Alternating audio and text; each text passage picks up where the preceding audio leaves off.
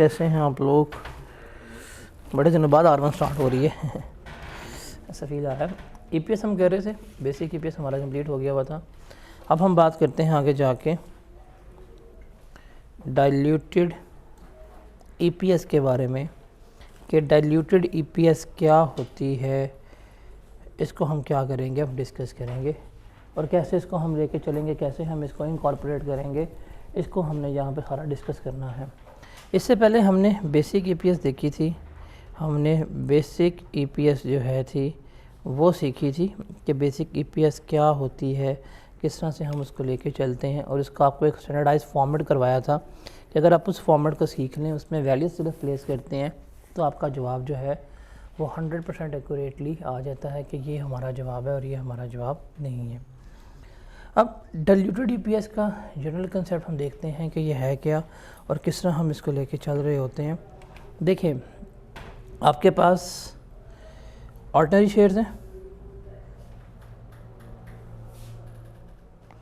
जो इशू किए गए हैं, जो आपका शेयर कैपिटल जो है जो कॉन्स्टिट्यूट कर रहे होते हैं, आपके पास ये ऑर्डिनरी शेयर्स हैं।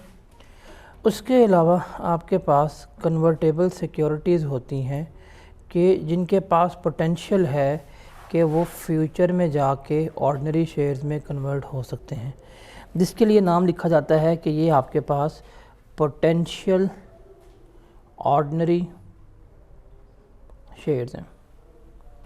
जैसे आपके पास डिबेंचर्स होते हैं, जैसे आपके पास टर्म सर्टिफिकेट्स होते हैं, जैसे आपके पास बॉन्ड्स होते हैं, जैसे आपके पास शेयर वारंट्स होते हैं, ऑप्शंस होते हैं। ये तमाम चीज़ें हैं जो कंपनी ने इशू तो की हुई हैं आज की डेट के ऊपर, बट फ्यूचर में जाके ये क्या हो सकती हैं, फ्यूचर में जाके ये शेयर्स में कन्वर्ट हो सकती हैं। अब देखो, कंपनी के पास 1000 शेयर्स आज मौजूद हैं शेयर्स की फॉर्म में, शेयर्स की हद तक, और कंपनी ने कुछ ऐसी अरेंजमेंट की हुई है जिससे कंपनी को लग रहा है कि मुस्तकबिल में 100 शेयर्स और हो जाएंगे। तो इसका मतलब कंपनी को क्या बताना चाहिए कि मेरे पास इस वक्त फ्यूचर में कितने शेयर्स मौजूद हैं, 1100 शेयर्स मौजूद हैं। तो हमने देखना है कि ये जो शेयर्स जो फ्यूचर में कन्वर्ट हो सकते हैं, इनकी वजह से हमारी अर्निंग पर शेयर के ऊपर क्या इम्पैक्ट आएगा, क्या इम्पैक्ट नहीं आएगा, उसे हमने क्या करना है, यहाँ पे डिटर्मिन करना है। उसको हमने यहाँ पे सीखना है कि क्या होगा इम्पैक्ट और क्या इम्पैक्ट नहीं होगा, वो चीज़ हमने यहाँ पे सीखनी है। अब फॉर एग्ज़ाम्पल जैसे डिवेंचर्स हैं, जिस तरह डेट सिक्योरिटीज़ होती हैं, उनके ऊपर जैसे लॉन कन्वर्टेबल नोट्स हैं, डिवेंचर्स हैं, उसके अलावा आपके पास रिडीमेबल प्रेफरेंस शेयर्स आ जाते हैं, उसके बाद आपके पास वारंट्स हैं, ऑप्शंस हैं। ये तमाम चीज़ें हैं आपने इशू की हुई हैं। जैसे फॉर एग्जांपल आप आज ऑप्शन इशू करते हैं, आप कहते हैं जी हमसे ऑप्शन ले लें, फ्यूचर में आइएगा, आप हमें पैसे दीजिएगा, हम आपको ये शेयर्स में कन्वर्ट कर देंगे। इसका मतलब इसके पास फ्यूचर का पोटेंशियल मौजूद है कि ये शेयर्स में कन्वर्ट हो सकती है। तो जब हम अपनी आज अगर ईपीएस कैलकुलेट कर रहे होंगे कि जी ये हमारी बेसिक ईपीएस है, तो उसके साथ साथ हमें ये बताना होगा कि अगर ये शेयर्स जो हमारे आज कन्वर्टेबल हैं, अगर ये कन्वर्ट हो जाएं तो हमारी ईपीएस पे कितना फ़र्क पड़ेगा, कितना असर पड़ेगा, वो भी हमने क्या करना होता है, साथ साथ बताना होता है। तो डाइल्यूटेड ईपीएस कैलकुलेट करने का फॉर्मूला क्या होता है कि इसमें हम देखते हैं net income minus preference dividend, जो हमने पहले यहाँ पे सीखा हुआ था। इसे हम क्या कहते हैं, इसे हम कहते हैं earning attributable to ordinary share holder. कि ये वो अर्निंग है जो ऑर्डिनरी शेयर होल्डर से मुंसलिक है। ये वही है जो हमारे पास कौन सी थी, बेसिक ईपीएस की थी। और अगर आप यहाँ पे देखें weighted average number of shares के साथ, तो वही है। इसमें हम क्या एडिशनल चीज़ देखेंगे कि जब हमारे शेयर्स कन्वर्ट हो जाएं तो उस कन्वर्जन के बाद हमें बेनिफिट कितना मिलेगा, हमें सेविंग कितनी हासिल होगी, वो सेविंग प्लस कितने नंबर ऑफ़ शेयर्स हमारी कन्वर्जन से आएंगे, अगर हम वो डिवाइड करें तो मेरे पास क्या आ जाती है, डाइल्यूटेड ईपीएस आ जाती है। मतलब अगर मैंने डाइल्यूटेड ईपीएस निकालनी है तो इसका फॉर्मूला होगा बेसिक ईपीएस कि जो मेरी बुनियादी ईपीएस है, प्लस सेविंग्स, जो मैं सेविंग्स करूँगा, डिवाइड की जाएगी जो मेरे पास नंबर ऑफ़ शेयर्स ऐड हुए हैं, तो ये मेरे पास क्या आ जाएगी, डाइल्यूटेड ईपीएस आ जाएगी। तो बेसिक ईपीएस में हमने दो चीज़ें इनकॉर्पोरेट करनी है, क्या कि हमारे पास कन्वर्जन से सेविंग कितनी हो रही है और कन्वर्जन से नंबर ऑफ़ शेयर्स इंक्रीज़ कितने हो रहे हैं। ये दो चीज़ें अगर हम बीच में ऐड करते हैं तो मेरे पास क्या आ जाती है, डाइल्यूटेड अर्निंग पर शेयर आ जाती है। Got it.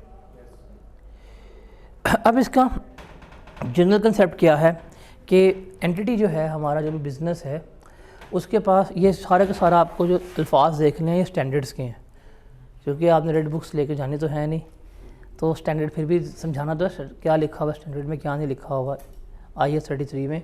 तो यहाँ पे लिखा होता है कि आपके पास नॉर्मली क्या है, ऑर्डनरी शेयर्स जो है वो आपने इशू किए हुए हैं। ऑर्डनरी शेयर्स का मतलब है कि यार ये शेयर्स हमारे यहाँ पे मौजूद हैं, ये शेयर्स हमारे यहाँ पे अवेलेबल हैं, हम इनको लेके चल रहे हैं, हम इन्हें कैरी कर रहे हैं। उसकी हम EPS क्या कर रहे होते हैं, कैलकुलेट कर रहे होते हैं, क्योंकि देखो ऑर्डनरी शेयर्स का मतलब क्या है कि एज़ ऑफ टुडे ये नंबर ऑफ़ शेयर्स मेरे पास मौजूद हैं। ऑर्डनरी शेयर्स के बाद क्या होता है, आपके पास कुछ पोटेंशियल ऑर्डनरी शेयर्स होते हैं कि वो एक्चुअल में ऑर्डनरी शेयर्स नहीं है अभी, बट फ्यूचर में किसी सर्टेन डेट पे जाके जब वो कन्वर्ट होंगे तो वो क्या हो जाएंगे, आपके ऑर्डनरी शेयर्स बन जाएंगे, उनके पास ये पोटेंशियल होता है। तो ये जो पोटेंशियल ऑर्डनरी शेयर्स होते हैं ना, जो फ्यूचर में कन्वर्टेबल होते हैं, कंपनी ने इशू किया हुआ है, कंपनी ने कहा जी हमने आपको इशू किए हुए कन्वर्टेबल बॉन्ड्स, जो 5 साल के बाद आप कन्वर्ट करवा के क्या करवा सकते हैं, शेयर करवा सकते हैं। अब कंपनी को आज पता है कि आज मैंने अगर 1 लाख रुपए के कन्वर्टेबल बॉन्ड्स इशू किए हैं, 5 साल के बाद कन्वर्ट होकर नंबर ऑफ़ शेयर्स बढ़ना ही बढ़ना है, ये कंपनी को सर्टेन है।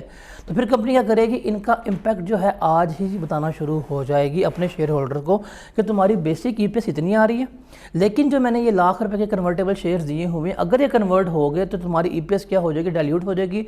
तो वो आपके क्या कहलाएंगे, डाइल्यूटेड EPS शो कर रहे होंगे। तो बेसिक EPS के साथ फिर हम क्या करते हैं, एक डाइल्यूटेड EPS एक्स्ट्रा बना कर दे रहे होते हैं, जिसमें लिखा होता है कि अगर ये चीज़ें कन्वर्ट हो गई तो उससे कन्वर्जन से कितना बेनिफिट होगा, कि क्या कितनी डाइल्यूशन होगी, वो हमने क्या करना होता है, यहाँ पे शो करना होता है। अब इसमें 3 चीज़ें आती हैं जो हमारे सिलेबस का पार्ट बनती हैं। एक है कन्वर्टेबल बॉन्ड्स, जिसे हम डिबेंचर्स वगैरह कह रहे होते हैं। एक कन्वर्टेबल प्रेफरेंस शेयर्स हैं, ये रिडीमेबल भी हो सकते हैं, ये इरिडीमेबल भी हो सकते हैं। और इसके अलावा शेयर ऑप्शन या वारंट्स हैं। ये 3 तरह की कन्वर्जन है जो सिलेबस से रिलेट कर रही हैं। वो कह देगा जी कन्वर्टेबल प्रेफरेंस शेयर्स हैं आपके पास, इन कन्वर्टेबल प्रेफरेंस शेयर्स को आप 2 सालों के बाद कन्वर्ट कर देंगे, कन्वर्ट करने के बाद ये ऑर्डिनरी शेयर्स में कन्वर्ट हो जाएंगे। तो वहाँ पर जो कन्वर्जन वगैरह आपकी आएगी वो आपने क्या करनी होगी, वो आपने यहाँ पर कॉन्स्टिट्यूट करनी होगी। अब रिमेंबर, याद रखिएगा, जिस दिन ये एक्चुअल में कन्वर्ट हो गए ना, जिस डेट के ऊपर एक्चुअल में ये कन्वर्ट हो गए, उस दिन ये पार्ट बन जाएंगे बेसिक EPS का। लेकिन अभी हम वो चीज़ नहीं देख रहे, हम देख रहे हैं कन्वर्जन से पहले। मैं खड़ा हूँ 2023 में, मुझे पता है 2025 में एक शेयर कन्वर्ट होना है, तो मैं 2023 में क्या बताऊँगा, उसका इम्पैक्ट बताऊँगा कि अगर वो कन्वर्ट होगा मेरी EPS इतनी डाइल्यूट हो जाएगी। 24 में इम्पैक्ट बताऊँगा, जब 25 में वो एक्चुअली कन्वर्ट हो जाएगा, जब वो मेरे ऑर्डिनरी शेयर का पार्ट बन जाएगा, तो वो कहाँ चला जाएगा, मेरा बेसिक EPS में चला जाएगा। तो ये चीज़ हमने क्या करनी है, यहाँ पर डिटर्मिन करनी है। अब इसको डाइल्यूटेड क्यों कहते हैं, या डाइल्यूशन का मतलब क्या होता है, एनीवन? डाइल्यूटिव का मतलब क्या होता है, या डाइल्यूशन का मतलब क्या होता है?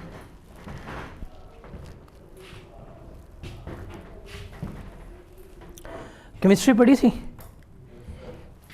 केमिस्ट्री में डाइल्यूशन का वर्ड पढ़ा हुआ है। क्या होता है डाइल्यूशन?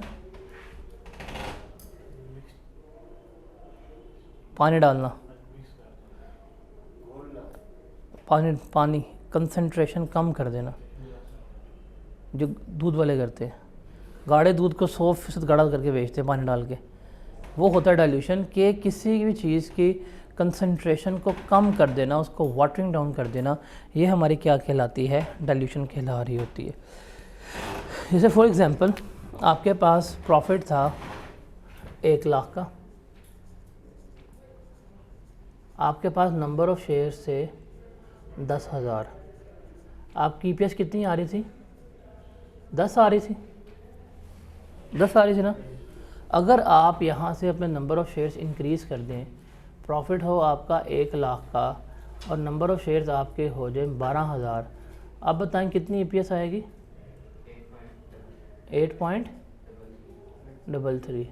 अब देखो ये EPS 10 से रिड्यूस हो के 8.3 पे जा रही है। क्यों जा रही है? बिकॉज आपके नंबर ऑफ़ शेयर्स जो हैं वो इंक्रीज़ हो रहे हैं। तो ये अमल जिससे आपकी EPS रिड्यूस हो रही होती है, इसे हम क्या कहते हैं, डाइल्यूशन कह रहे होते हैं, बट ये एक्चुअल में नहीं हुआ। ये 2000 शेयर्स अभी इशू नहीं हुए, ये मुस्तकबिल में जाके होने। मैं इसका सिर्फ क्या कर रहा हूँगा, इम्पैक्ट बता रहा हूँगा। तो एक होता है डाइल्यूशन और दूसरा होता है एंटी डाइल्यूटिव। डाइल्यूटिव का मतलब होता है वो पोटेंशियल ऑर्डिनरी शेयर जो फ्यूचर में आपकी ईपीएस को कम कर देंगे, वो क्या होते हैं, आपके डाइल्यूटिव इन नेचर होते हैं। और एंटी डाइल्यूटिव का मतलब होता है कि अगर ये मुस्तकबिल में इंक्रीज़ हो भी गए तो आपकी ईपीएस रिड्यूस नहीं होगी, वो आपके क्या होते हैं, वो आपके एंटी डाइल्यूटिव होते हैं। कि अगर ये मुस्तकबिल में कन्वर्ट हो भी गए तो आपकी ईपीएस में कोई किसी किस्म की रिडक्शन नहीं आएगी, या तो सेम रहेगी या आपका लॉस पर ईपीएस जो है वो क्या हो जाएगा, रिड्यूस हो जाएगा। तो ये एंटी डाइल्यूटिव कहला रहे होते हैं। अब हमने कैसे फ़ैसला करना है कोई चीज़ एंटी डाइल्यूटिव है या नहीं है, बिकॉज़ जब भी हम ईपीएस कैलकुलेट कर रहे होंगे ना, और जब भी हम बात करेंगे डाइल्यूटिव ईपीएस की, तो उसने हमें 2-3 शेयर्स, 2-3 चीज़ें जो हैं वो गिवन की होंगी। हमने फ़ैसला करना है कि कौन सी चीज़ जो है वह डाइल्यूटिव है और कौन सी चीज़ जो है वो एंटी डाइल्यूटिव है, वो हमने क्या करना है, फ़ैसला करना है। तो अगर कोई चीज़ डाइल्यूटिव है जिसके वाकई ही ईपीएस में कमी आएगी मुस्तकबिल में, वही चीज़ हम यहाँ पे लेके चलेंगे। अगर किसी भी चीज़ का इम्पैक्ट जो है वो एंटी डाइल्यूटिव है तो उसको हम यहाँ पर नहीं लेके जाएंगे। ये चीज़ जो है ये क्या रखनी है, आपने अपने माइंड में रखनी है। अच्छा,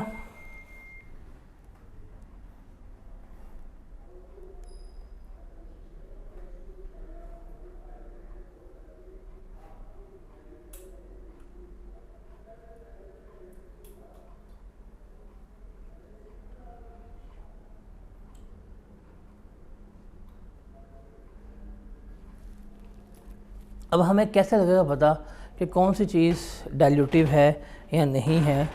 उसका फ़ैसला करने के लिए ना हमने निकालनी होती है इंक्रीमेंटल ईपीएस। क्या निकालनी होती है, इंक्रीमेंटल ईपीएस। इंक्रीमेंटल ईपीएस कैसे निकालेंगे, हम देखेंगे कि हमने कितनी सेविंग्स की हैं,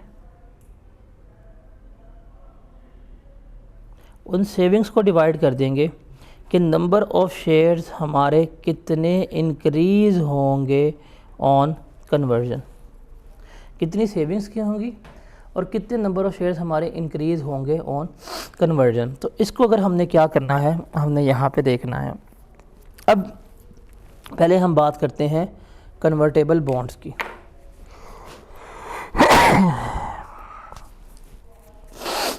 कन्वर्टेबल बॉन्ड्स या काइंड ऑफ डिबेंचर्स, ये वो बॉन्ड्स हैं जो आपने इशू किए हुए जिनके ऊपर आप इंटरेस्ट पे कर रहे हैं। कन्वर्टेबल का मतलब क्या है, फ्यूचर में किसी मुस्तकबिल में जाके आप इनको शेयर्स में कन्वर्ट करा सकते हैं। ये बॉन्ड्स हैं, इनके ऊपर आप क्या कर रहे होते हैं, फ़िक्स रेट के ऊपर इंटरेस्ट पे कर रहे होते हैं। क्या कर रहे होते हैं, फ़िक्स रेट के ऊपर इंटरेस्ट पे कर रहे होते हैं। अब देखें, आप इंटरेस्ट पे कर रहे हैं, फॉर एग्ज़ाम्पल आपने 1 लाख रुपए के बॉन्ड्स इशू किए हुए हैं, आप इनके ऊपर इंटरेस्ट पे कर रहे हैं 5% के ऊपर, और आपने मुस्तकबिल में कह दिया है कि अगर आप इसको कन्वर्जन करेंगे तो आपको लाख के बदले में कितने शेयर्स मिल जाएंगे, 10,000 शेयर्स जो है, 10,000 शेयर्स जो है वो हम आपको दे देंगे। ठीक है, ये आपने कह दिया कि आपके पास आज बॉन्ड्स हैं, जिसके पास लाख रुपए के बॉन्ड्स हैं ना, आज हमारे पास लाख रुपए के डिबेंचर्स हैं, हम उसको 5% इंटरेस्ट पे कर रहे हैं। मुस्तकबिल में 2-3 साल बाद हमारे पास आए, हमें बॉन्ड्स वापस करें, हम उसको इसके बदले में 10,000 शेयर्स जो हैं वो दे देंगे। आपने क्या करनी है, आपको पता है कि ये कन्वर्जन होनी ही होनी है। अगर ये कन्वर्जन होगी तो आपके ईपीएस पे क्या होगा, इसका इम्पैक्ट आएगा ही आएगा, ये पता है आपको। अब हमने देखना है कि डाइल्यूटिव है कि नहीं है, बिकॉज अगर डाइल्यूटिव है तो हम बेसिक ईपीएस के साथ इसको लिखेंगे यहाँ पे। तो इसको डाइल्यूटिव साबित करने के लिए ये डाइल्यूटिव है या नहीं, हम क्या फाइंड आउट करेंगे, हम इसकी एक इंक्रीमेंटल ईपीएस जो है वो फाइंड आउट करेंगे। अब इंक्रीमेंटल ईपीएस कैसे फाइंड आउट करेंगे, उसका फॉर्मूला होता है सेविंग्स, कि कितनी आपने सेविंग्स की हैं, डिवाइड करेंगे आप इसको नंबर ऑफ़ शेयर्स के ऊपर।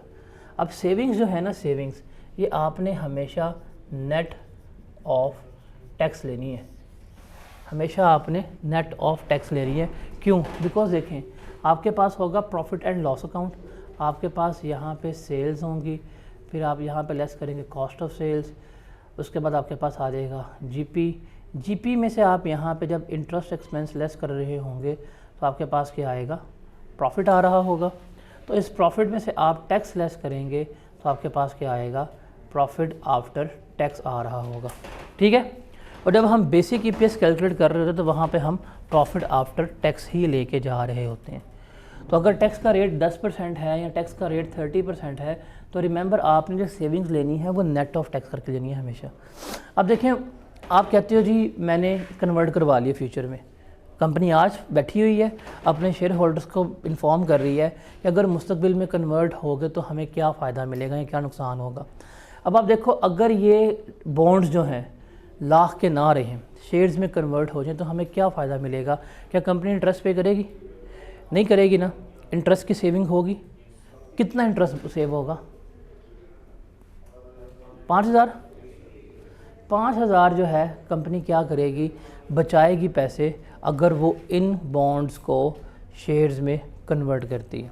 क्योंकि अगर ये बॉन्ड्स हैं तो फ़िक्स कॉस्ट कंपनी को हर साल पे करनी पड़ रही है इंटरेस्ट की फॉर्म में।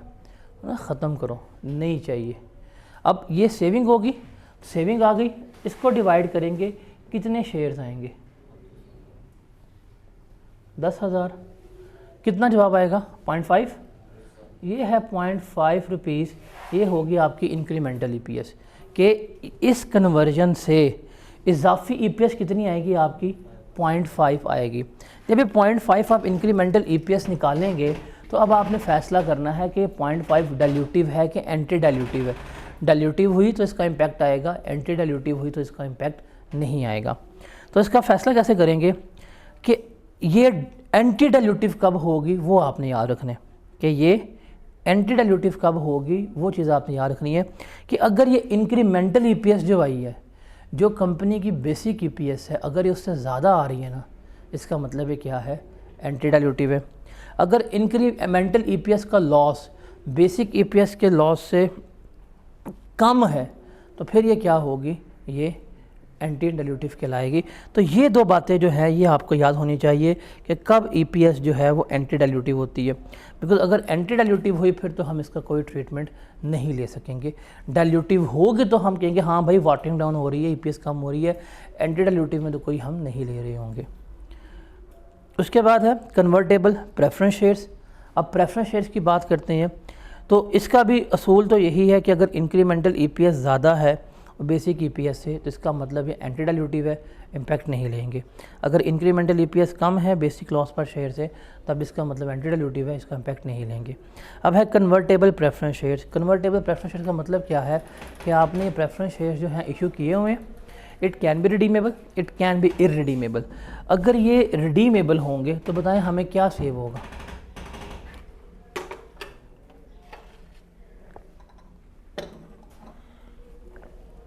कंपनी ने कहा है मैंने आपको 1 लाख रुपए के रिडीमेबल प्रेफरेंस शेयर्स दिए हुए हैं। अगर रिडीमेबल प्रेफरेंस शेयर्स हैं तो उसके ऊपर कंपनी क्या पे कर रही है? डिविडेंड। और वो डिविडेंड किस फॉर्म में पे हो रहा है? इंटरेस्ट की फॉर्म में पे हो रहा है। अगर वो रिडीमेबल प्रेफरेंस शेयर्स कन्वर्ट हो जाएं, अगर वो कन्वर्ट हो जाएं तो क्या वो जो फिक्स डिविडेंड पे करें इंटरेस्ट की फॉर्म में उसकी सेविंग होगी? तो वो तकरीबन यही होगा, सेविंग क्या हुई? नंबर ऑफ़ शेयर्स पे। उसके अलावा अगर इररिडीमेबल प्रेफरेंस शेयर्स हैं, अगर आप उन्हें कन्वर्ट कर देते हैं और उन्हें ले जाते हैं आप ऑर्डिनरी शेयर्स पे, तब भी हम क्या फार्मूला निकालेंगे? तब हमारा फार्मूला होगा कि कितना हम डिविडेंड पे कर रहे थे वो हम लेंगे क्योंकि डिविडेंड सेव हो गया, और उसको डिवाइड करेंगे number of shares obtain on conversion के ऊपर। तो हमारे पास क्या आ जाएगी? इंक्रीमेंटल ईपीएस जो है वो आ जाएगी। बिकॉज प्रेफरेंस डिविडेंड का आप डिविडेंड जो है वो कैलकुलेट कर रहे होते हैं। अगर आप यहाँ पे जाएं फार्मूला पे, ये आपके पास आ रहा है प्रेफरेंस डिविडेंड। अगर आपने शेयर्स ही कन्वर्ट कर दी हैं तो इसका मतलब अब आपका प्रेफरेंस डिविडेंड तो नहीं होगा, ये तो ऑर्डनरी में कन्वर्ट हो गया ना। तो ये सेविंग होगी। ये सेविंग जो होगी फिर से हम क्या करेंगे कि ये जी हमारी डिविडेंड की सेविंग हुई है, इसको ऑर्डनरी में कन्वर्ट करके debt saving divide by number of shares. तो हमारे पास क्या आ जाएगा? हमारे पास इंक्रीमेंटल ईपीएस आ जाएगी। अगर इंक्रीमेंटल ईपीएस आ जाएगी तो हम देख लेंगे कि वो क्या है और क्या नहीं है। उसके बाद है ऑप्शन या वारंट्स। ऑप्शन या वारंट्स क्या होते हैं उसको हमने यहाँ पे क्या करना है, लेके चलना है, उनको हमने यहाँ पे देखना है। ऑप्शन या वारंट्स, टैक्स पढ़ा हुआ है आपने? वहाँ पे ऑप्शन पड़ा हुआ है। किसी को याद है ऑप्शन क्या होती है टैक्स में? ऑप्शन क्या है? आपको एक लेटर दिया हुआ है, कंपनी कहती है कि यार फ्यूचर में आना, इस लेटर को लेके आ जाना, हम आपको पैसे पे करना, हम आपको शेयर दे देंगे। ये पड़ा हुआ टैक्स में। ये वही ऑप्शन की बात हो रही है कि आपको उन्होंने क्या किया हुआ है, उन्होंने आपको ऑप्शन दे दिए हैं कि यार ये आओ मुस्तकबिल में, हम तुम्हें ये लेटर दे रहे हैं, मुस्तकबिल में इस डेट पे आना, इतने पैसे देना, हम तुम्हें क्या कर देंगे, इसके बदले में शेयर इशू कर देंगे। ऑप्शन या शेयर वारंट सही होते हैं, अभी आपको इशू नहीं किए गए, फ्यूचर में आपको किसी रिस्पेक्टिव डेट पे आप उस ऑप्शन को क्या कर सकते हैं, एक्सरसाइज करा सकते हैं।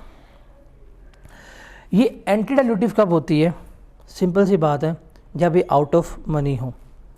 आउट ऑफ मनी का मतलब क्या है? फॉर एग्जांपल आपने ऑप्शन दी थी 80 रुपये की, आपने कहा था जी 80 रुपये का हम आपको शेयर इशू कर देंगे, लेकिन जब बारी आई, ठीक है, तो शेयर की कीमत थी मार्केट में 60 रुपये और आप क्या दे रहे हैं? 80 रुपये दे रहे हैं। मार्केट कीमत कितनी है? 60 की, आप कितने पे दे रहे हैं? 80 पे। तो इसका मतलब आप तो इशूड प्राइस से ज़्यादा महंगे दे रहे हैं। तो ये क्या होते हैं? ये आउट ऑफ मनी होते हैं, ये हमेशा एंटी डाइल्यूटिव ही होते हैं। अगर आप अपनी स्टेटेड प्राइस से ज़्यादा कीमत पे दे रहे हैं ना शेयर्स, तो वो क्या होंगे? फिर एंटी डाइल्यूटिव कहला रहे होंगे। तो ये 3 चीज़ें हैं जो आपके सिलेबस से रिलेट कर रही हैं, बॉन्ड्स, प्रेफरेंस शेयर्स और वारंट्स। अब इसमें पेपर में पॉइंट एग्जामिनर पूछेगा ना, ज़्यादा रिलेट करता होगा, बिकॉज उसने क्या करना है, उसने आपके साथ बेसिक ईपीएस भी रिलेट करनी है और बेसिक के साथ उसने आपके साथ डाइल्यूटेड ईपीएस भी रिलेट करनी है। और आपको पता है अब वो जो एक्सपेक्टेड सवाल देगा क्या होगा बेसिक ईपीएस में वो प्रेफरेंस डिविडेंड जो है वो दे देगा कि ये प्रेफरेंस शेयर्स हैं, इसका इतना प्रेफरेंस डिविडेंड है। आप क्या कर रहे होंगे? आप बेसिक ईपीएस निकाल रहे होंगे, उसमें से जो प्रेफरेंस डिविडेंड वो आपने लेस किया होगा। पार्ट बी में क्या देगा? जब आपको डाइल्यूटेड ईपीएस कैलकुलेट करके दे रहा होगा, यार ये डिविडेंड है, अगर इतने कन्वर्ट हो जाए तो बताएं डाइल्यूटेड ईपीएस क्या होगी। तो चांसेस जो पेपर में है आपसे, या तो वो बॉन्ड्स पूछेगा, अगर वो बॉन्ड्स नहीं लिखेगा तो वो कन्वर्ट रिडीमेबल प्रेफरेंस शेयर लिख देगा जिसमें से इंटरेस्ट की सेविंग होगी, या वो क्या पूछेगा आपसे? डिविडेंड का इम्पैक्ट पूछ रहा होगा और प्रेफरेंस शेयर है, वारंट्स या ऑप्शन जो है वो कम पूछ रहा होगा। अच्छा, इसमें से आपने याद रखना है कि ये आपके पास पूरा टाइम, ठीक है, टाइम पीरियड है, आपने देखना है कि किस दिन आप कन्वर्ट करना चाह रहे हैं। तो जितने महीने का होगा आप उतने नंबर ऑफ मंथ्स का ही बेनिफिट क्या करेंगे? कैलकुलेट करेंगे। कहते हैं अगले साल 6 महीने के बाद कन्वर्ट होंगे, तो इसका मतलब 6 महीने की इंटरेस्ट सेविंग आपके पास होगी, तो आप 6 महीने की इंटरेस्ट सेविंग यहाँ पे लेकर चल रहे होंगे। तो ये चीज़ आपने यहाँ पे लिखनी है। इसको ज़रा रीड आउट कर लें, मैंने आपको बातें बता दी हैं, ये लफ्ज़ स्टैंडर्ड के हैं, इसलिए रीड आउट करवा दूँ ताकि आपको तसल्ली हो जाए कि स्टैंडर्ड कैरी ना करने से भी पेपर पास हो जाता है। इसको ज़रा रीड आउट कर लें, क्या ये बात हमने की है। और ये हमेशा नेट टैक्स पे लेते हैं, ये हमेशा आफ्टर टैक्स हमने सेविंग लेनी होती है। डिविडेंड के ऊपर टैक्स नहीं आएगा, लेकिन इंटरेस्ट सेविंग के ऊपर जो है टैक्स आ रहा होगा।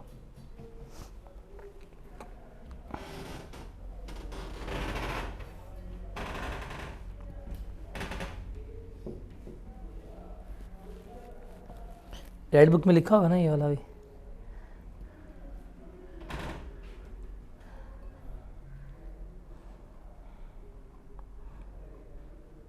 बोल लो, कुछ नहीं होता। आज कोई तुम्हें, मैं हूँ ना, कोई तुम्हें कुछ नहीं कहता, सिर्फ मैं ही कहूँगा।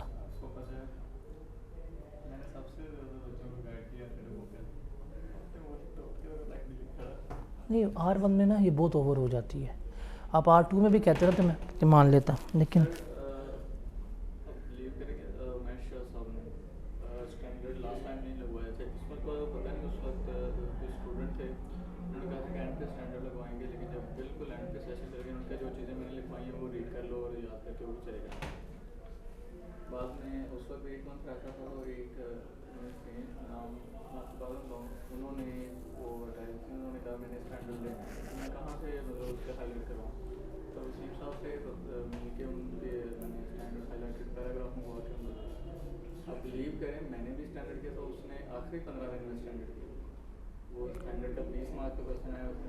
आठ का आया था, 14 मार्क्स का एग्जैक्ट था और उसमें एक जगह पे एडजस्टमेंट निकाल के दिया तो वो पूरा 20 मार्क्स में था। मैंने वो जगह एनालिसिस किया था। इसलिए कहते अगर आपने अच्छा पढ़ा होता ना तो 20 के 20 क्लास में थे। मसला सिर्फ ये है कि स्टैंडर्ड पहले तैयार था, बाद में स्टैंडर्ड छोड़ दिया वो।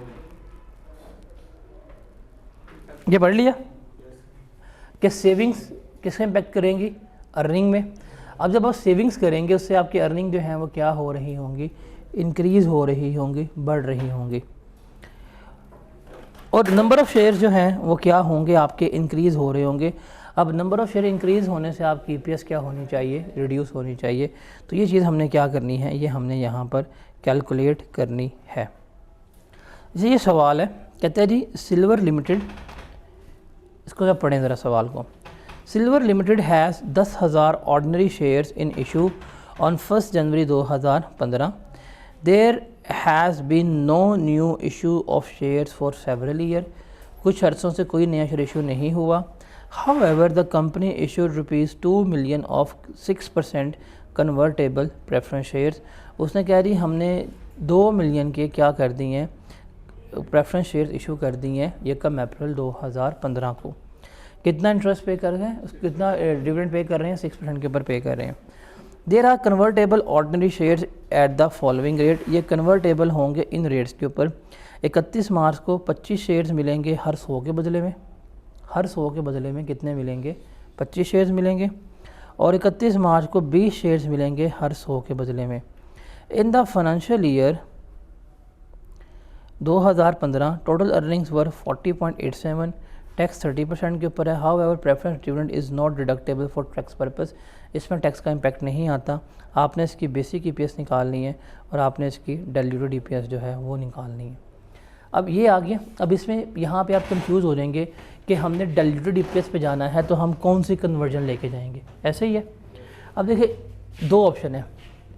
आपने कहा है इन्वेस्टर को मैं तुम्हें शेयर्स दे रहा हूँ, अगर तुम मेरे पास मार्च 18 में आते हो ना तो मैं तुम्हें 100 रुपये के बदले में 25 शेयर दे दूँगा।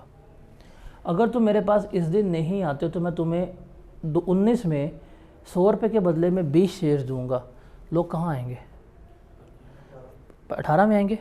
और आपने भी यहाँ पे देखना होता है कि मैक्सिमम डाइल्यूशन कहाँ पे हो रही है। 25 शेयर्स पे मैक्सिमम डाइल्यूशन हो रही है कि आपके पास 20 शेयर पे हो रही है, 25 पे हो रही है, तो आप फिर 25 के हिसाब से क्या करेंगे, इसका इम्पैक्ट निकालेंगे। अब सबसे पहले हम निकालते हैं इसकी बेसिक EPS कितनी आएगी, ज़रा बताएंगे बेसिक EPS कितनी आएगी इसकी।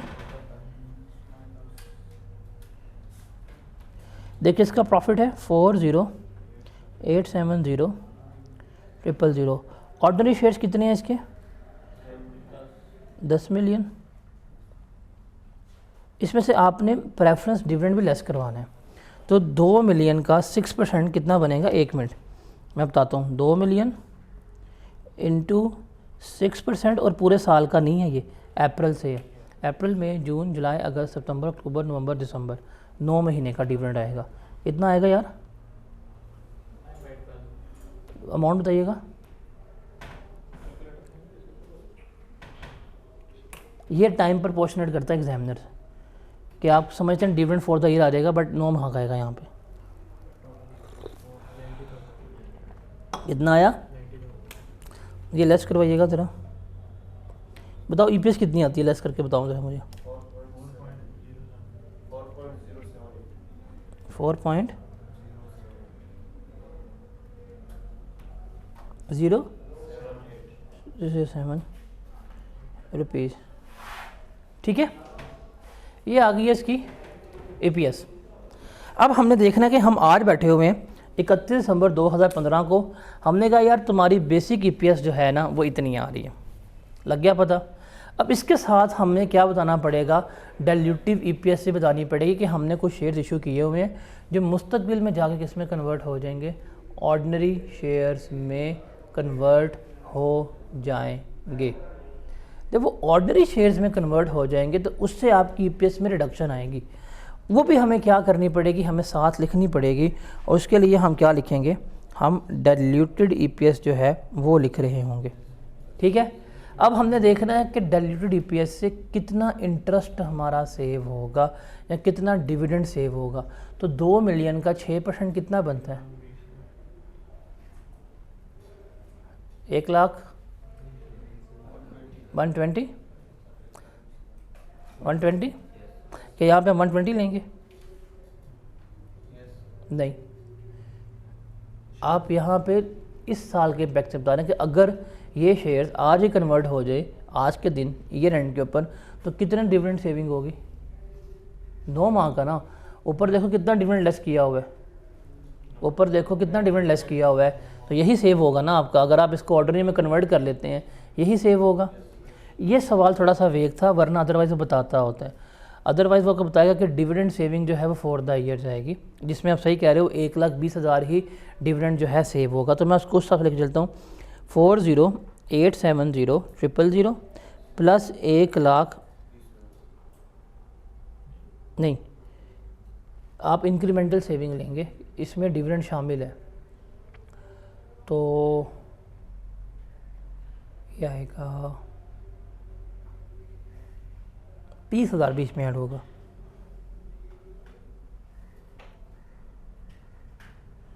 सिर्फ इसमें 30,000 की सेविंग जो है वो ऐड हो रही होगी। 90 पहले से बीच में शामिल है ना। आप ज़रा ऊपर देखें, ऊपर सिर्फ हमने कितना लेस किया था? 90 लेस किया था, 90 से पहले शामिल है बीच में ऑलरेडी। तो हमने मज़ीद कितना सेव किया है? 30 का सेव किया है, तो वो हम क्या करेंगे? ऐड कर रहे होंगे। 90 का प्रेफरेंस डिविडेंड पहले ही बीच में शामिल था 40,870 में। ये इंटरेस्ट नहीं है, ये डिविडेंड है, ये प्रेफरेंस डिविडेंड है, प्रेफरेंस डिविडेंड है। ये ऐड वो ऑलरेडी प्रॉफिट में शामिल है।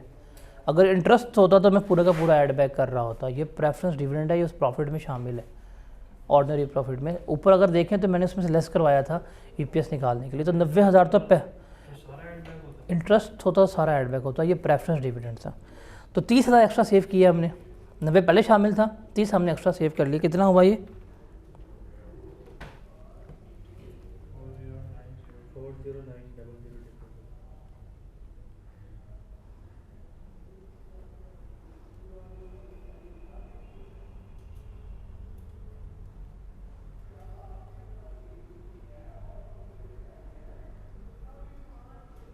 'अब हमने बताना कितने नंबर ऑफ़ शेयर्स हमारे इंक्रीज़ हुए होंगे इस कन्वर्जन से। हमने आना हाईएस्ट के ऊपर। देखो कितने शेयर्स हैं? 2 मिलियन। उसने कहा है हर 100 के बदले में कितने दूंगा? कितने शेयर इशू होंगे? 5 लाख। 5 लाख होंगे ना। तो आप इसको 5 लाख बीच में ऐड कर दें, ये हो जाएगा 10 मिलियन जमा 5 लाख, टोटल कितना बनेगा?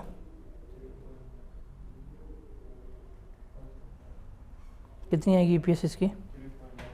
3 पॉइंट। अब आप देखें बेसिक ईपीएस 4 थी, अगर ये कन्वर्ट होते हैं तो आपकी ईपीएस कितनी हो जाएगी? रेडी हो जाएगी। तो ये हमारी क्या कहलाती है? डाइल्यूटिव ईपीएस कहला रही होती है। ठीक है। अच्छा, उसके बाद जब आपको शेयर्स या वारंट्स इशू होते हैं ना, अच्छा ये शेयर ऑप्शन पता क्या होती है? इस तरह का होता है कि बाय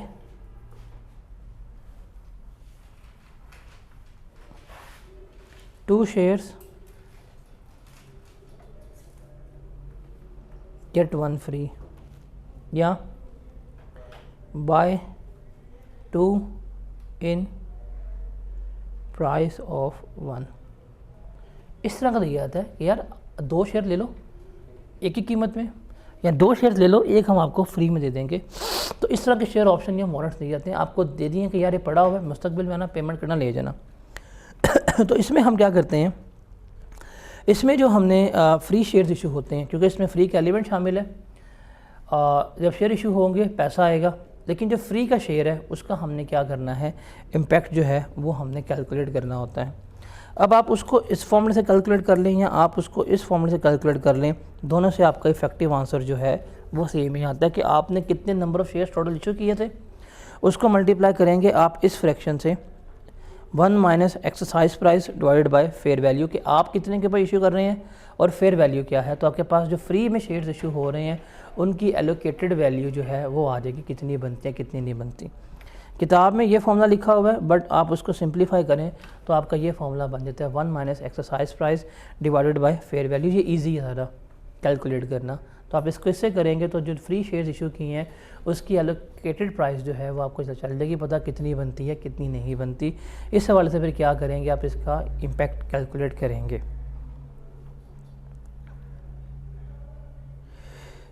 ये फॉर्मूला है, ये टेबल है, इस टेबल के तहत आपने क्या करनी है, अपनी डाइल्यूटेड ईपीएस को कैलकुलेट करना है। देखें आपके पास ना 3 चीज़ें होंगी पेपर में जो एट अ टाइम आ सकती हैं, या तो ऑप्शन आएगी, या डिबेंचर्स आएंगे, या आपके पास क्या आएंगे, प्रेफरेंस शेयर्स आएंगे। ये 3 ऑप्शन ही हैं। अब मैं आपको आ रहा हूँ सिर्फ इसके क्रक्स के ऊपर जो मेन चीज़ याद करनी है और आपने लेके आनी है। अब देखो अभी हमने ऑप्शन इशू किए हैं, इस ऑप्शन का प्रॉफिट के ऊपर कोई इम्पैक्ट नहीं आता। पैसा देना है, शेयर आ जाना है, कुछ मुफ्त के शेयर है, कुछ पैसे के साथ है। मतलब अगर है बाय 2 गेट 1 फ्री, कीमत 2 की पे की है, 1 आपको फ्री में मिला, फ्री की हम एडजस्टमेंट कर लेंगे उस प्राइस फैक्टर से जो भी आपको फॉर्मूला लिखवाया है। इसका मतलब इसका ऊपर तो कोई किसी किस्म का प्रॉफिट का इम्पैक्ट आया ही नहीं है। प्रॉफिट सेम रहा, नंबर ऑफ़ शेयर्स बढ़ गए। तो ये क्या होती है, ये हमेशा डाइल्यूटिव होती है। लिख लो, ऑप्शन जो है वो हमेशा डाइल्यूटिव होती है। और जब हम रैंकिंग करेंगे सबसे पहले हम इसको रैंक 1 पे लिख रहे होंगे, क्योंकि इससे हमेशा हमेशा हमेशा हमेशा हमेशा क्या होना है, आपका डाइल्यूशन ही होनी है। अगर ऑप्शन गिवन है ना, उससे सिर्फ नंबर ऑफ़ शेयर्स बढ़ना है, प्रॉफिट पे कोई इम्पैक्ट नहीं आना, कोई प्रॉफिट की सेविंग वगैरह नहीं होनी। तो ये हमेशा क्या होती है, डाइल्यूटिव इन नेचर होती है। इसको हम हमेशा क्या करते हैं, रैंक 1 पर रखते हैं। सबसे पहले इसका रैंक निकालेंगे, इसकी डाइल्यूशन जो है वो हम कैलकुलेट कर रहे होंगे। उसके बाद आती है बारी डिबेंचर्स की या शेयर होल्डर की। अगर डिबेंचर्स की बात करूँगा ना, तो उसमें देखना है कि मुझे कितना इंटरेस्ट सेव हुआ है, और इंटरेस्ट की सेविंग लेंगे हम नेट ऑफ टैक्स, डिवाइड करेंगे कन्वर्टेड शेयर से। फॉर एग्जांपल 5.25 अगर आपने इंटरेस्ट सेव किया, डिवाइड किया 3 से, तो जवाब आ गया 1.75। फिर आप दूसरा रैंक करेंगे, वो होगा प्रेफरेंस शेयर्स का, कि प्रेफरेंस डिविडेंड कितने सेव किया है, कितने कन्वर्टेड शेयर है, इसका रैंक निकालेंगे। तो रिमेंबर जो हाईएस्ट है वो तो होगी रैंक 1। तो रैंक 1 पे क्या आएगी, हमेशा ऑप्शन अगर मौजूद है।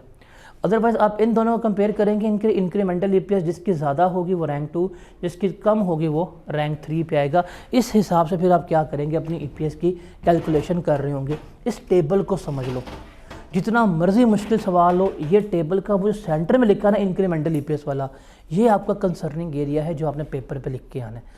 आपको पता होना चाहिए कि किसका इम्पैक्ट कहाँ पे जा रहा है, कितना नहीं जा रहा। देखो ऑप्शन से प्रॉफिट में कोई इम्पैक्ट नहीं आएगा, but number of share increase होंगे, वो हमेशा क्या होगी, डाइल्यूटिव होगी। बॉन्ड्स या डिबेंचर से इंटरेस्ट सेविंग होगी, और प्रेफरेंस शेयर से क्या होगा, आपका हमेशा डिविडेंड जो है वो सेव हो रहा होगा। Is that clear?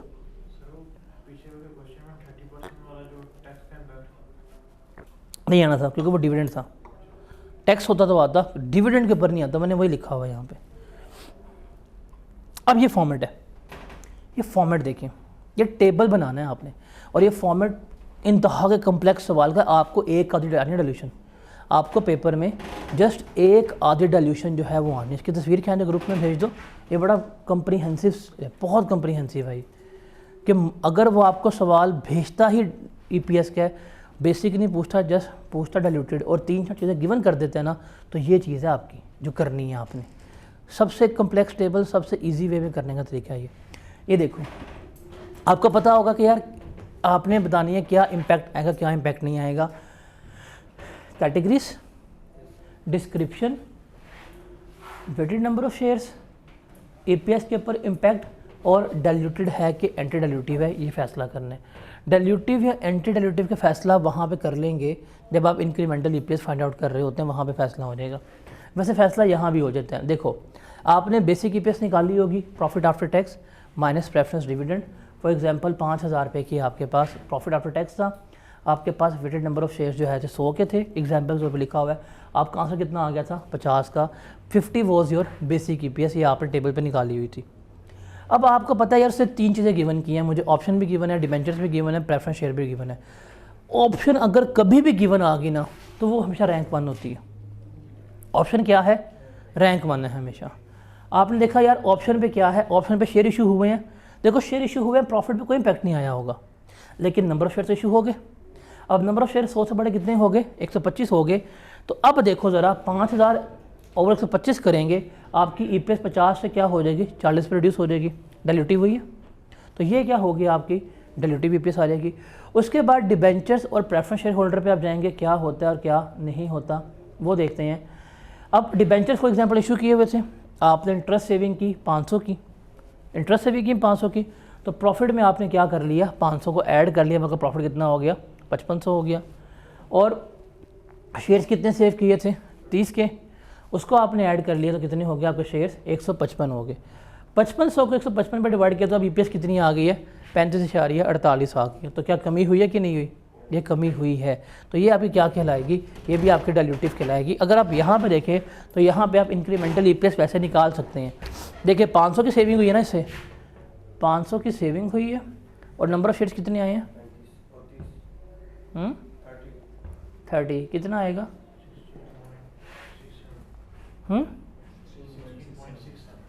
16.67। Basic EPS कितनी थी, 50 थी, ये कितनी आई है, तो इसका मतलब बेसिक से कम ही है, तो ये क्या है, डाइल्यूटिव ही है। ठीक है, अब आप देख लें इसको रैंक 2 करना है कि रैंक 3 करना है, आप उसका भी निकाल लें। आपको सेविंग हुई है डिविडेंड से 200 की, शेयर इशू कितने हुए हैं, 500 के, कितनी आएगी, 40। तो ये मतलब है, तो ये ज़रा कम कर रही है, ये रैंक 2 पे हो जाएगी, और ये सबसे कम करेगी, रैंक 3 पे आ जाएगी। तो मैंने वहाँ प्लेस किया हुआ है। अब आप देखें यहाँ पे सेविंग हुई 200 की, प्रॉफिट कितना हो गया, 5700 का, शेयर कितने सेव हुए, 505 के एक्स्ट्रा मिले, ये हो गया 60, डिवाइड करेंगे तो आपके पास आ जाएगा 35.625। तो रैंक 1 ये, इसने 50/40 किया, फिर ये 35.48 पे लेगी, और ये रैंक 3 है। अब ये रैंक 3 देखें ना गौर से, तो 35.48 से ये बढ़ा रही है, ये बढ़ा रही है, ये एंटी डाइल्यूटिव है, ये एंटी डाइल्यूटिव हो जाएगी।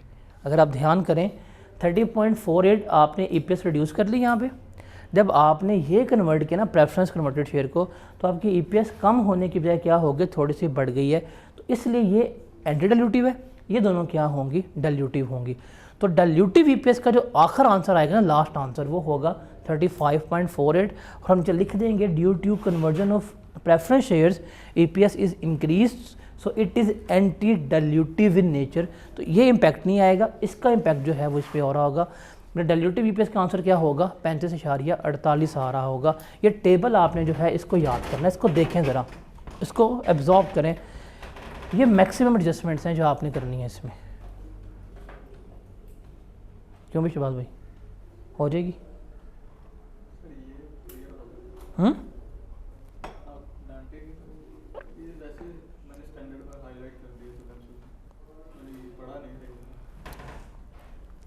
अब देखें, ये है पूरा आपका डिस्क्लोजर ईपीएस का ना, ये डिस्क्लोजर है। आप सबसे पहले क्या करते हैं, बेसिक ईपीएस कैलकुलेट करते हैं, इसी तरह होती है। आप लिखते हैं जी प्रॉफिट क्या था after tax, after preference dividend, number of shares आपके पास आ जाएंगी, आपकी बेसिक अर्निंग पर शेयर कितनी बन रही हैं आप वो लिखते हैं। फिर आप ये एडजस्टमेंट टेबल बनाते हैं, इसमें वैल्यूज पुट करते हैं, आप वो लिख रहे होते हैं। बोनस फ्रैक्शंस आती हैं, राइट फ्रैक्शंस आती हैं, फिर राइट के टेबल में वैल्यूज पुट करते हैं, आपके पास थ्योरेटिकल एक्स्ट्रा प्राइस भी आ जाती है, फ्रैक्शंस आती हैं, अब यहाँ पे मल्टीप्लाई करते हैं, आपके पास नंबर ऑफ़ शेयर्स आ जाते हैं। आप क्या कर लेते हैं, बेसिक ईपीएस जो है अपनी कैलकुलेट करके बता देते हैं। अगर आपके पास डिसकंटिन्यूड ऑपरेशंस हैं कोई किसी किस्म के, तो उसकी भी ईपीएस कैलकुलेट करते हैं, बट वो आप फिर सेपरेटली डिस्क्लोज़ करते हैं, फेस के ऊपर नहीं लिख रहे होते हैं। ठीक है,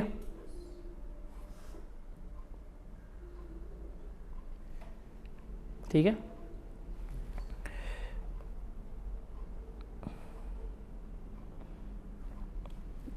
फिर डाइल्यूटिव, अब डाइल्यूटिव में ऑर्डर जो है वो हमने देखना होता है कि कौन सा ऑर्डर सही है और कौन सा ऑर्डर सही नहीं है, उसको हम करेंगे इसके मुताबिक। जो सबसे ज़्यादा डाइल्यूट करेगी वो रैंक 1 पे आएगी, और ये ऑर्डर यही होगा, ऑप्शन जो है वो हमेशा रैंक 1 होती है। उसके बाद हम इंक्रीमेंटल डेप्रिसिएशन जो है वो कैलकुलेट करते हैं। उस इंक्रीमेंटल ईपीएस में से जो सबसे ज़्यादा कम कर रही होती है वो रैंक 2 पे, जो सबसे लीस्ट कम कर रही होती है वो रैंक 3 पे हम लेकर जा रहे होते हैं। इस टेबल में आपने क्या करनी होती है, अपनी वैल्यूज़ जो हैं वो प्रोड्यूस करनी होती हैं। ये टेबल आपके पास आ जाता है, इसके अंदर लिखनी होती हैं। ज़रा ऑर्डर ऑफ डाइल्यूशन ज़रा पढ़ लें ताकि आपको समझ आ जाए क्या कहता है क्या नहीं कहता। यार यहाँ से स्पार्किंग हो रही है, बोर्ड से स्पार्किंग हो रही है, ये ख़राब ना हो जाए ऑन एलईडी जो है।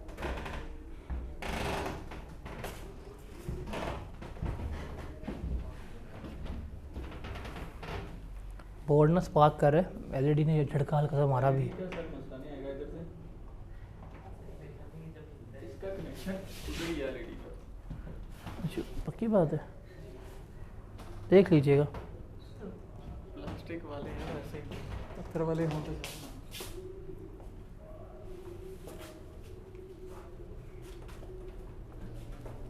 ये ऑर्डर रीड कर लो कि जो मोस्टली डाइल्यूट होगा वो नंबर 1, जो लीस्ट डाइल्यूट है वो नंबर 3 पे। अगर कोई बढ़ा रही है तो वो एंटी डाइल्यूटिव इन नेचर हो जाती है। ठीक है, अब ये आपको एक होम बेस्ड असाइनमेंट देता हूँ, ये ज़रा आप लोगों ने करनी है। मैं अभी भी आपको ईपीएस का सवाल नहीं करवाऊँगा जब तक मैं आईएएस 8 नहीं करवा देता। आईएएस 8 मैंने गल करवाना है, उसके बाद आपको मैं इनके कंबाइंड क्वेश्चन जो हैं वो करवाऊँगा जो सबसे मुश्किल हैं, जिसमें आईएएस 8 की एडजस्टमेंट आती है। वही मसला करते हैं, वही मैंने करवाने हैं। ये सवाल देख रहे हैं, मैं सवाल को डिस्कस करता हूँ, ये करना आपने खुद ही है। ये फॉर्मेट है, इस फॉर्मेट में जाके ना आपने वैल्यूज़ को प्लेस करना है और आपका जवाब आ जाएगा। इस फॉर्मेट में जाके वैल्यूज़ प्लेस करेंगे, आपका जवाब जो है वो आ जाएगा। तो ये कहता है जी the following information relates to Olympics limited for the year ended 31 December 2015। Number of ordinary shares कितने इशू किए हुए हैं? 2 मिलियन के। Reported earning per shares, reported earnings कितनी है? 6 मिलियन की। ईपीएस कितनी आ जाएगी? 3 रुपीज़ पर शेयर आ जाएगी। Average market price during the share कितनी थी? 80 थी। ये है मार्केट प्राइस। कहते हैं जी ऑप्शन, अब ऑप्शन है ना तो आंखें बंद करके ये रैंक 1 पे जानी है। कहते हैं कितने शेयर से?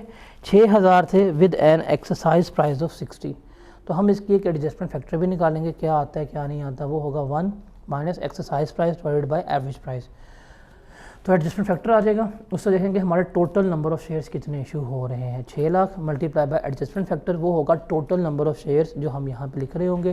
तो वो टोटल नंबर ऑफ शेयर्स क्या हो जाएंगे? टोटल नंबर ऑफ शेयर्स जो हैं वो इस पे आ जाएंगे। हम यहाँ पे लिख लेंगे कि ये आपके टोटल नंबर ऑफ शेयर्स आ रहे हैं 25 के अलावा।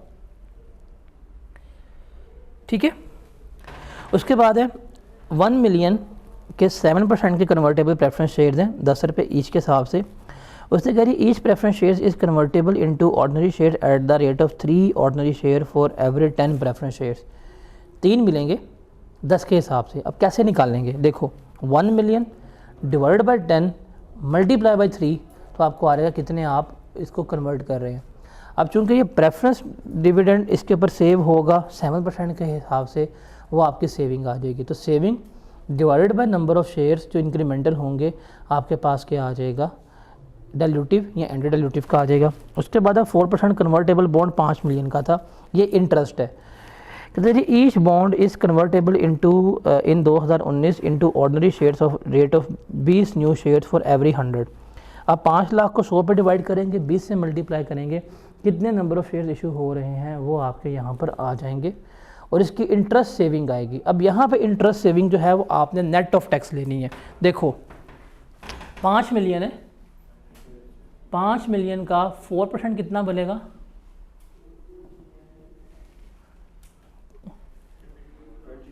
कितना? 2 लाख। और पक्की बात है। अब ये है टोटल सेविंग जो ग्रॉस है, आपने नेट सेविंग लेनी है। टैक्स कितना है? तो आप इसका 70% लेंगे, कितना बनेगा? 140। This will be your incremental saving. Number of shares कितने इशू होंगे आप वो भी लिख लें।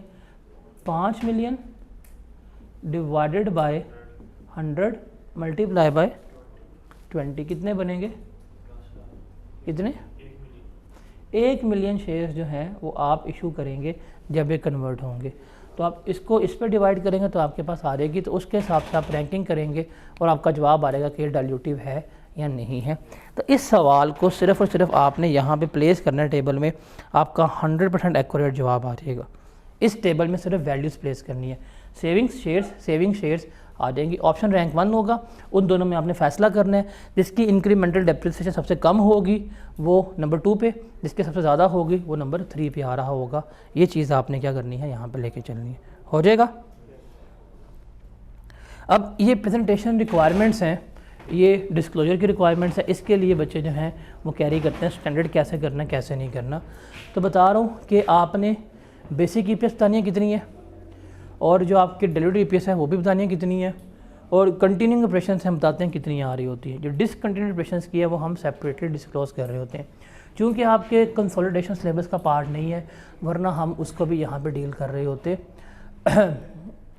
जो बेसिक EPS है और डिलीवरी EPS है ये इक्वल लेटर्स में जहाँ जहाँ बेसिक EPS लिखी जाएगी उसके साथ साथ क्या की जाएगी, डिलीवरी EPS भी शो की जा रही होगी, और एक करंट ईयर की और प्रीवियस ईयर की जो है वो शो हो रही होगी। उसके अलावा प्रेजेंटेशन, ये सारी वैसे जो आपको टेबल सिखाया है ना वो सारा वही प्रेजेंटेशन है, आप इसको पढ़ लें ताकि इसमें कोई ना हो। डिस्क्लोजर रिक्वायरमेंट में क्या कुछ हमने डिस्क्लोज करना होता है कि टोटल अमाउंट न्यूमरेटर में कैसे आई है वो, जिसका हम टेबल बनाते हैं, वर्किंग लिखते हैं। जो आपको फॉर्मेट बता रहा हूँ जिसमें वर्किंग नंबर 2 होती है टेबल की, वो टोटल अमाउंट्स ऑन डिनोमिनेटर्स वो कैसे आती है, वेटेड नंबर ऑफ शेयर का पूरा टेबल, वो दोनों आपको बनाना सिखा दिए। वो जो आपको फॉर्मेट दिखाया ना वो प्रॉपर डिस्क्लोजर है, हम उसको इस तरह ही फाइनेंशियल स्टेटमेंट में डिस्क्लोज कर रहे होते हैं। फेस पे सिर्फ EPS आई है, पीछे वर्किंग कैसे करनी है सारा उसके मुताबिक हमने क्या करना होता है ये। फिर एडिशनल मेजर्स क्या लेने चाहिए, टैक्स का इम्पैक्ट कहाँ पे आएगा, डिस्क्लोज कहाँ पे करना है, सारी बातें मैंने लेक्चर्स में बताई हैं। ये आपको स्लाइड्स जो है राइट आफ्टर लेक्चर शेयर हो जाएंगी, इनको ना रीड आउट कर लीजिएगा, मैं आपको दे दूँगा अभी USB में करके ना, इनको रीड आउट कर लीजिएगा। उसके अलावा यूज़फुलनेस, ये बड़ा इंपॉर्टेंट थ्योरेटिकल क्वेश्चन है कि EPS यूज़फुल क्यों होती है या EPS की लिमिटेशन क्या है, ये बड़ा इंपॉर्टेंट क्वेश्चन 4 नंबर बता सकते हैं। इनको रीड करके टेंशन का मसला है यूज़फुलनेस के ऊपर।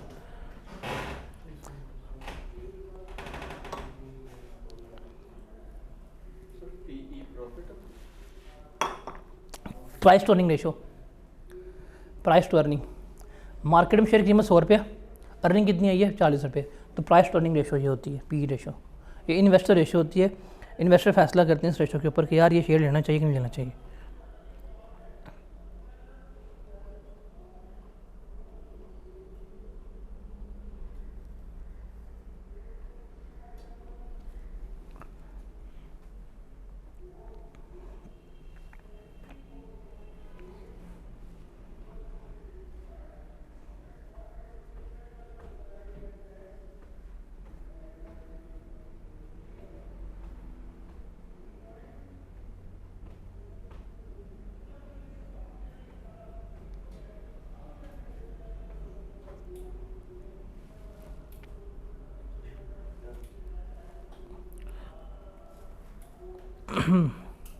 ये इसकी लिमिटेशन है, ये ज़रा आपने देखनी है कि क्यों इसकी लिमिटेशन है।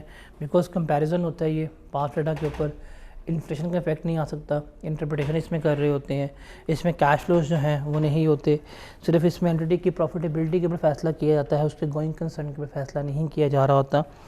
और डायल्यूटेड EPS जो है ये अर्ली वार्निंग होती है इन्वेस्टर को कि तुम पैसा लगा रहे हो पर तुम्हें पैसा इतना हम रिटर्न नहीं देंगे, अगर हमारे शेयर्स कन्वर्ट हो गए फिर हमें ना कहना। तो इसकी कुछ लिमिटेशंस हैं जो आपने क्या करनी होती है, लेके चलनी होती है। मेरा नंबर चेंज हो गया हुआ है, इसको आपने मैसेज नहीं करना, ठीक है। तो यहाँ पे आपका बेसिक EPS और डायल्यूटेड EPS दोनों कंप्लीट हो गया। मैं अभी भी इनके क्वेश्चंस जो है मैं नहीं करवाऊँगा, इनके क्वेश्चंस करवाऊँगा IAS 8 के बाद जहाँ पे इसका इम्पैक्ट बनता है।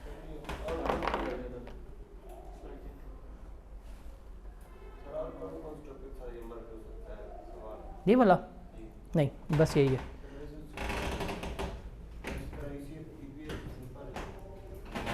Statement of changes in equity, EPS और IAS 8 ये 3 टॉपिक मर्ज होकर 20 नंबर का सवाल आ सकते हैं। पहले प्रॉफिट में एडजस्टमेंट निकलवाएगा, उससे आपके statement of changes in equity बनवाएगा और उसकी बेसिस कहेगा जी मुझे इसका EPS निकाल दें, बेसिक और डायल्यूटेड EPS कितना है। ये बस यही इसकी मर्जेस बनती है, that's it. Correction of error आती है आप लोगों को? मैं आप लोगों को IAS 23, IAS 36, IAS 40 इन 3 की वीडियो जो है वो मैं अपलोड करके यूट्यूब पर इनको लिंक भेज दूँगा, आप लोगों ने वो यूट्यूब पर देख लेनी है वीडियोस संडे को, ठीक है। क्योंकि वो तीनों आसान एरिया हैं, उसमें इतनी ऐसा कोई डिफ़िकल्टी वगैरह मौजूद नहीं है, तो वो आपने संडे को ना बोरिंग कॉस्ट और 36 और 40 देख लेना है। गवर्नमेंट ग्रांट में से अवेलेबल होगी वो भी देख सकते हैं आप, बिकॉज मेरा है कि मैं, क्योंकि मेरे 1-2 दिन ऑफ हो गए हैं बीच में, कुछ एमरजेंसी की वजह से, तो मेरा है कि मैं उनकी प्रैक्टिस ज़्यादा करवा दूँगा आपको कंबाइंड नॉन करंट एसेट्स के क्वेश्चंस की। तो मैं उनकी वीडियो अवेलेबल कर दूँगा, वो देख लेंगे संडे को, ताकि हम ज़रा फिर प्रैक्टिस के ऊपर हाथ रख लें ज़्यादा जिस पे होने। तो कल IAS 8 है, उसको डिस्कस करके फिर हम चलेंगे आगे इनके कंबाइंड क्वेश्चंस की तरफ, जिसमें 2-3 सवाल जो हैं जो इसमें से इम्पेक्ट होके आ रहे होते हैं।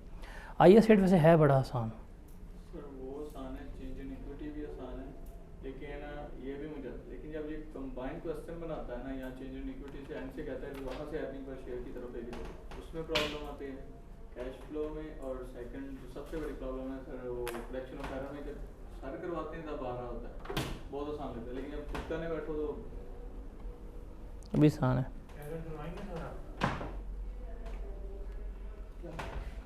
एरर्स करवाऊंगा तो यही सेट होगा ना।